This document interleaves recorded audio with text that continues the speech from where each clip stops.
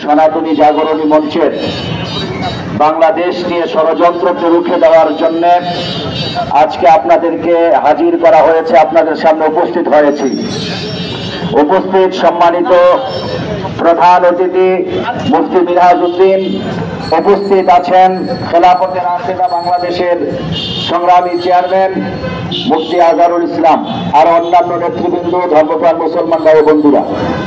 আমি আপনাদেরকে একটু অনুরোধ করবো, আমরা একটা মিছিল করব, ইসলামের পক্ষে তাকবীর দেব। রাজি আছি তো ইনশাআল্লাহ? আর মাত্র 5 মিনিট, বেশি সময় নেব না। আমি শুধু এতটুকুই বলবো, আসলে হিন্দু নির্যাতন এগুলো কোনো বিষয় না, সাবজেক্ট না। মূল সাবজেক্ট হচ্ছে দিল্লির সেবা দাস, দিল্লির মুখ্যমন্ত্রী শেখ হাসিনার পতন। মোদী সরকার ভারত সহ্য করতে পারতেছে না, এটাই মূল বক্তব্য।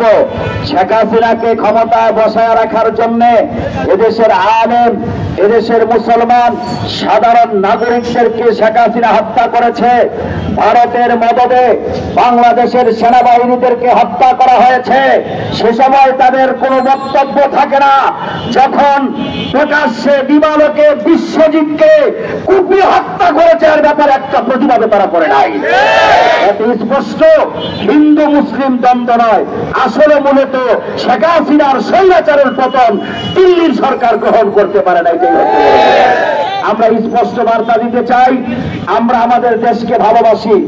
উগ্র হিন্দুরা যেইভাবে আমাদের সহকারী হাই কমিশন হামলা করেছে, আমাদের ভাইকে হত্যা করেছে, আমরা ধৈর্য ধারণ করছি।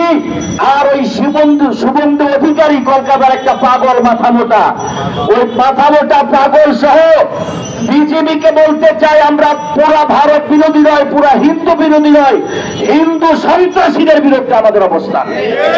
দিল্লির মধ্যে ক্ষমতায় বসে থেকে ভারতকে বিপদের দিকে নিয়ে যাচ্ছে এই পাগলা মোদী, কথা বলে ঠিক কিনা?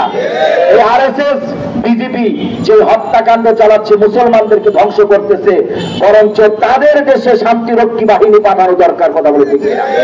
সর্বশেষ এতটুকুই বলতে চাই, বাংলাদেশের দিকে যদি কুনজরে তাকাও পরিণাম ভয়াবহ হবে। মনে রাখবা, মোদী তোমার শেখ হাসিনা নাই, এটা ডক্টর ইউনূস। শেখ হাসিনা প্ল্যানটি মিস করে ডক্টর ইউনূস কর্নারকিকে গোল করা ব্যক্তি, কথা বলে ঠিক কিনা?